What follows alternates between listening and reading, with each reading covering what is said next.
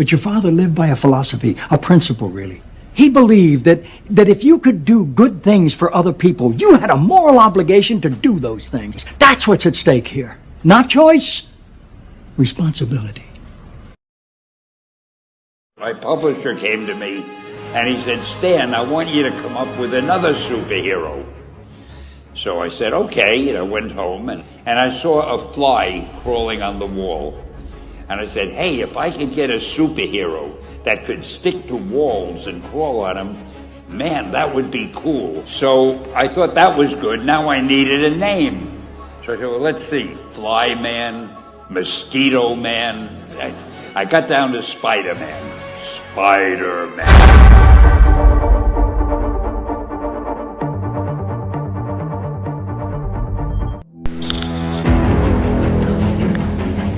Hello everyone, I am Saraan, class 12B. Let me start this documentary by giving the introduction why this documentary is made. First of all, you must have heard about superheroes, but we are not here to talk about superheroes. Did I just say we? Yes, this is a we. We are a group of 9 people going to give the best of Spiderman in you, your family and all of us. The movie version of Spiderman is a friendly superhero and an inspiring role model for youngsters. Who does love Spiderman? Everyone, of course. Everyone loves Spiderman because the superhero is brave, good-hearted and inspiring. It's true that Spiderman can make a mistake. After all, he is in some portion only a human.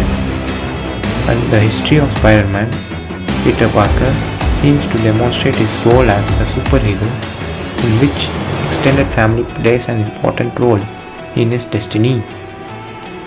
Most movie adaptations indicate Parker's mother and father are dead, which is also a requirement in the Sony and Marvel agreement, and that Peter Parker raised by his Aunt May and Uncle Ben.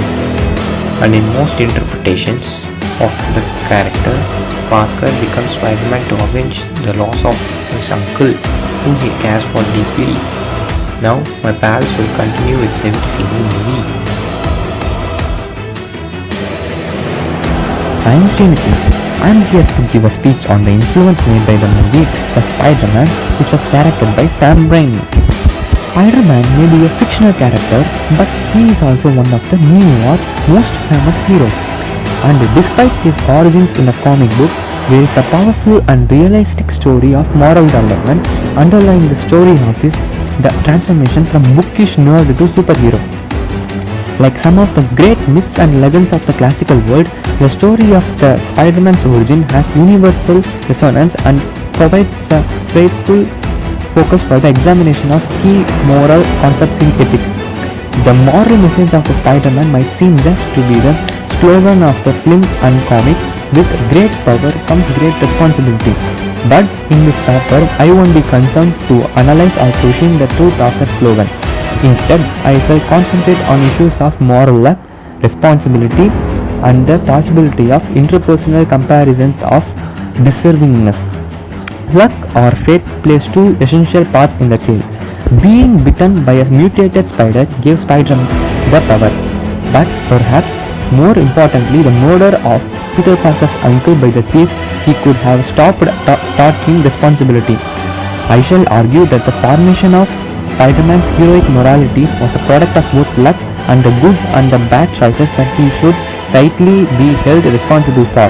The first conclusion to be drawn from this is that it is impossible to separate out the influence of luck from choice so as to make meaningful interpersonal comparisons of deservingness. If Peter Parker's luck had been different, he might have developed a character like that of the murderer in the society.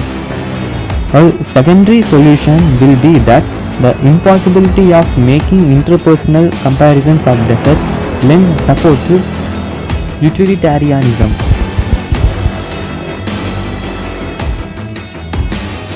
Hey guys, I am Priya from 12B. I am going to speak about Spiderman 2 played by Peter Parker. The moral of the story is your ordinary life is not meeting all your aspirations and your community needs. You can consider creating an alter ego to pursue those goals. Anyone doing any worthwhile activity is at regular risk of failure. Peter Parker at his school with his girlfriend saving the world.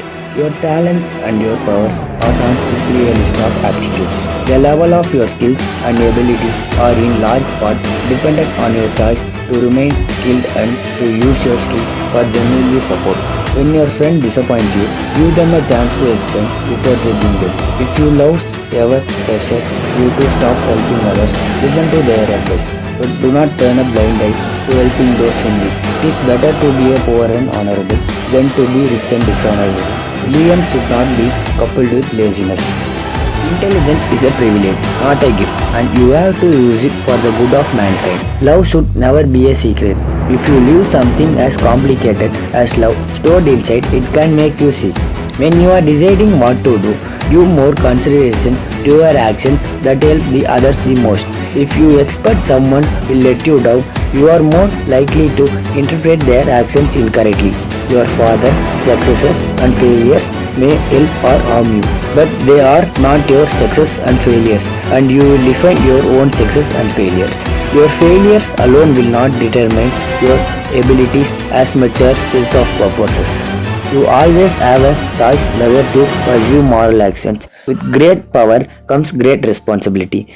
Ordinary men can become superheroes by quality of their actions, no matter how good a path you choose. Some of the people close to you will still be disappointed in your choice. It cannot make the love of your life happy. Might as well work as make everyone else happy. You do something wrong that hurts someone you love. Admit your mistakes. Peter admitting he let the man escape who killed Uncle Ben. Sometimes you get harmed or killed for doing the right thing. Uncle Ben fighting off the carjackers. There are beautiful things very close to you that you have never recognized. Forgive others what they admit their mistakes, some true remorse, and commit to not repeating the same mistakes. Everyone is a role model, whether they wish to set a good example or not. There is a potential for a hero in all us. Some heroes giving a pursue their own dreams to facultate other dreams. Our abilities are improved by a strong focus on what we want. Spiderman is just a kid who chooses to get involved in solving other people's problems. It is important to remember there are always bigger problems than what you are concerned about in your immediate world. You will not be able to solve all your problems through the use of force. In order to solve some problems, you will have to learn to pursue your enemies to change. Spiderman converting Dr. Octopus in the aim to stop his pursuit of a controlled fusion reactions. Sometimes, to do what right, we have to be steady and give up the thing we want the most. Ever our dreams, Spiderman. No matter what wrong we have done, we can change. We can all choose not to die a monster. Dr. Octopus.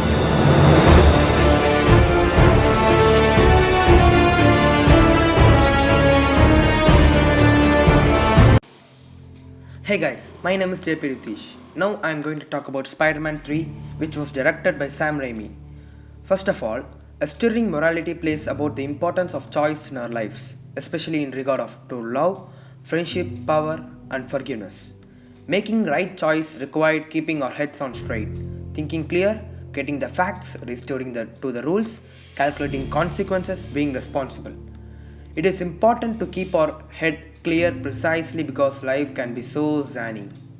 But a clear head isn't everything. Don't rule out alternative roads that take us beyond reason to the right choice. Making right decisions in a complex world. In the third Spider-Man movie, the superhero learns that this is so true. As the movie opens, Peter Parker is flying high and everything is going great. People like me, he says in a voiceover. New York City is safe, sounds thanks to his heroic effect. He's in love with the girl of his dreams and is doing well at college. But then things began to crack and change a little bit here and a little bit there until Peter is surrounded by chaos and that threatens all that he thought he was. The challenge begins with the mysterious black substance attaches itself to Peter's Spider-Man suit. He discovers that wearing the black suit, he has more strength and agility. But at the same time, it draws out his need of power and control over others, making him full of pride and more aggressive. Still, Peter likes this new feeling and begins wearing the black suit under his street clothes. This yielding to his shadow side intrudes upon his relationship with MJ, who faces a major disappointment when her debut on Broadway is dubbed a failure and she loses her job. He is not there when he needs him. Instead, he capitalizes to fame game when he is given the key to the city after saving Gwen Stacy, a college classmate and the daughter of NYPD captain. Then Peter and his Aunt May learns from the police that recent escaped convict Flint Marco is the man who shot and killed his uncle years ago. This fellow is convinced that he is not a bad person but just someone who had a bad luck. He might be right. Running from the police, he stumbles into a molecular fusion experiment that turns him into a Sandman, able to change shape and size at will. When Spider-Man finds out who Sandman really is, all his submerged feeling of vengeance resurfaces. Thank goddess, Aunt May is on hand with some wise advice. Uncle Ben wouldn't have want us living with revenge in his heart. It can take over us and turn us into something ugly. Ugly is the word that describes Peter Parker's disintegrated relationship with his one-time best friend Harry Osborn, which also became tinged with hatred and revenge. A final spiritual teacher is Eddie Brock, a moral and self-centered photographer who gives our hero a glimpse of his own capacity to choose the wrong path. Spider-Man 3, overseen by director Sam Raimi, has all the requisite special effects thrills that come with the territory.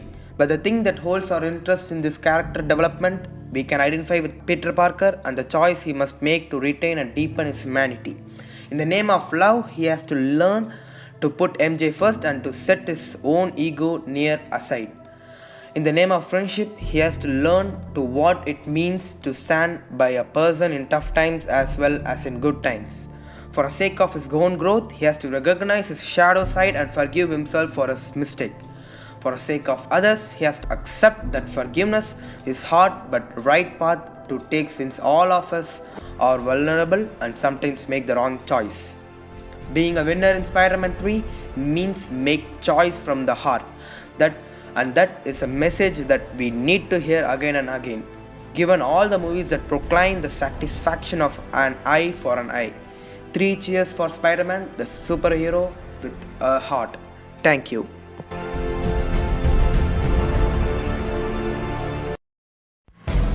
Hi friends, I am Shankar. I am going to tell the moral ethics in the movie The Amazing Spider-Man. Those who have the ability to do good are morally obligated to help others. This is this movie's version of the classic. With great powers comes great responsibility, Spider-Man mantra. Supported by his aunt and uncle and framed around the idea that those who have the ability to help should, has its roots firmly planted in maintaining moral good as much as accepting and taking responsibility. Secrets are not free, they have a price. This is a great line delivered by Aunt May, and it's true, it's worthy. We think of secrets sometimes as bonus currency over others or a situation, but keeping them has a moral and difficult cost. The importance of keeping promises. Promises are as much as difficult in keeping as secrets. They too require investment and trust. Peter develops wonderful relationship with not only Aunt May and Uncle Ben, but also with Gwen. And promises are involved. He experiences the toll of making promises he can, but cannot keep throughout his journey. And they will encourage his action beyond this origin. Typically, Peter is always there for people and understands that it is his responsibility for others' safety, and even when he is in a bad place. That's why he is one of the most likable characters in The Amazing Spider-Man. Uncle Ben's major message to Peter is that if you have the power to make positive change in the world, it is your responsibility to do so. Spider-Man, also known as Peter Parker, always gets hurt, and Aunt May was concerned about that. Aunt May was a guardian and was shown as a protective maternal figure. He sacrificed himself as a target, and in all other instances was that he put his own safety in jeopardy to help. Therefore, this quote just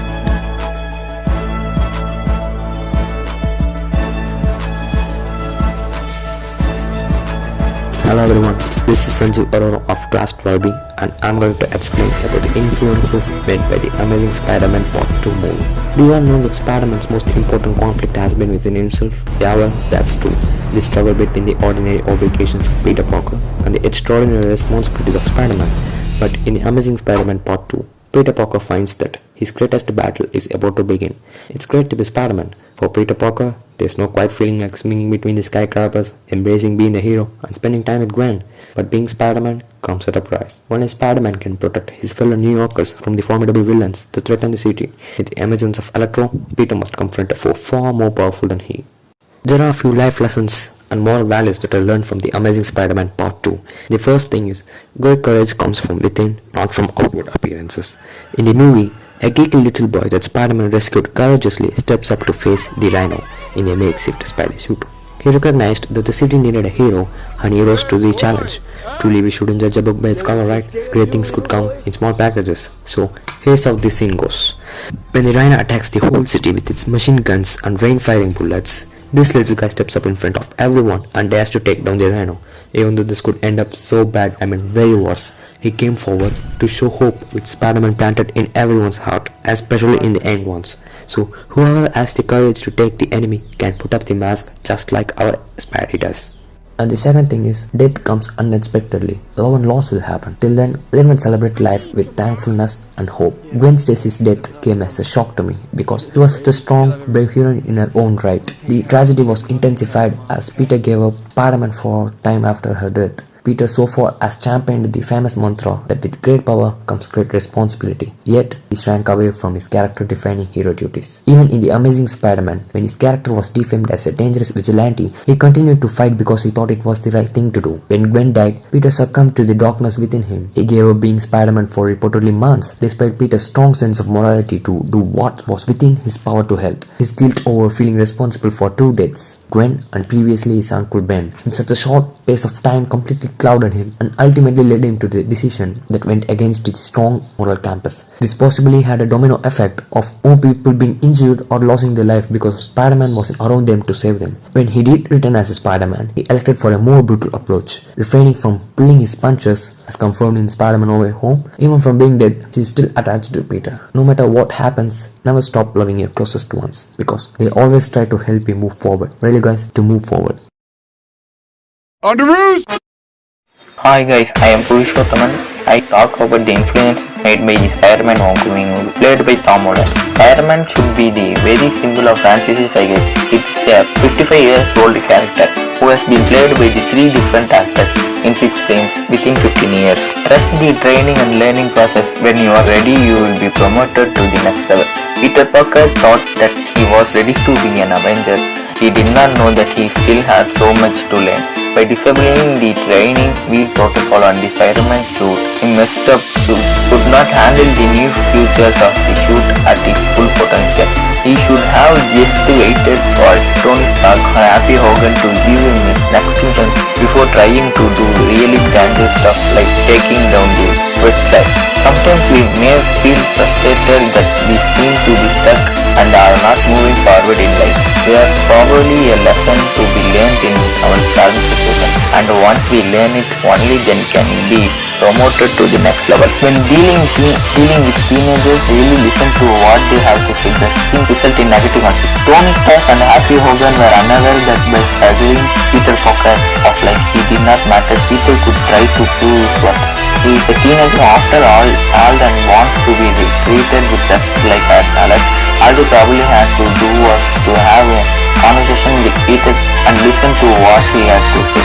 If they had done that, the Washington Monument disaster probably could be avoided, and the ferry could not have been split into either. When dealing with teenagers, we have to listen properly to what they have to say. Sometimes all they want is to be heard and not feel like they are invisible. If we can learn to listen, many possible negative connotations can be prevented. And the kids learn 3 lessons from Spider-Man. One, with great powers comes great responsibility. And be who you are. And another one, do good things even if you don't get the credits. The Spider-Man famous quote is, with great power comes from great responsibility. Thank you. I am Pragadeeshwaran. I am going to talk about the influence held by the Spider-Man far from no movie made by Tom Holland. Everything is not what it seems. This is to be both figuratively and literally. When Peter Parker takes a leap for the enemies, visions and pettinesses, the line for Spider-Man and the people around him. Heart smoking, that strikes to the mantra. No matter how many times I get hit, I always get back up. You can't live up to everyone's expectations. No, not even when you are Spider-Man. Peter Parker definitely has huge shoes to fill after the death of his trusted mentor and father figure on occasion, Tony Stark. He now is on short guidance as the world watches for what the masked hero does when things get just go clear your head. When Peter Parker decides help his hand as Spider-Man as he rises fund for a local time, start to get when the audience start asking questions about Tony Stark. Overwhelmed, he sinks away for some pressure, taking the time to clear your head and even going on a vacation every now and then helps you give you a better perspective on how to solve an issue, helps you reprioritize and give you a renewed burst of energy to help you get on with work. Pay tribute to the leaders that came before you. The video tribute to the heroes of the Avengers is a lesson in the importance of the leaders in your life. The people that came before you have poured their heart and soul into the work they do so that you can have an easier, better path ahead of you. Give them respect, honor that they deserve and make sure you use the tools they have left behind for you. Hello everyone, this is Revanth of class 12B. I think all of you have enjoyed watching the film Spider-Man No Way Home, isn't it? Yeah, now I'm going to tell the moral of the film Spider-Man No Way Home, which was acted by Tom Holland. Spider-Man No Way Home avoids the most obvious of our contemporary lies about reality, but it too paints a flawed understanding of evil, both in how to potentially fight against it and how it attaches itself to us humans. Peter is still in many ways just a boy or a young adult. Over the course of his journey, we watch him learn many challenging lessons about responsibility, integrity, courage and leadership. But we still have the sense that this is a person looking to the adults in his life for cues on what is the right thing to do and for validation for who he is as a person. And in a very real way, Aunt May is Peter's guardian angel, his trust guide.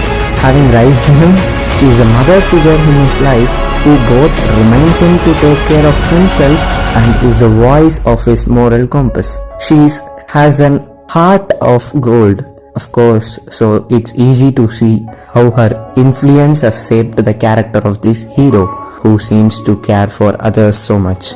After she is fatally wounded, she delivers the iconic Spider-Man advice that with great power there must also come great responsibility. Even though she has been killed by one of the villains, she has told him to save them. She still thinks this is the right call. Thank you for hearing to me.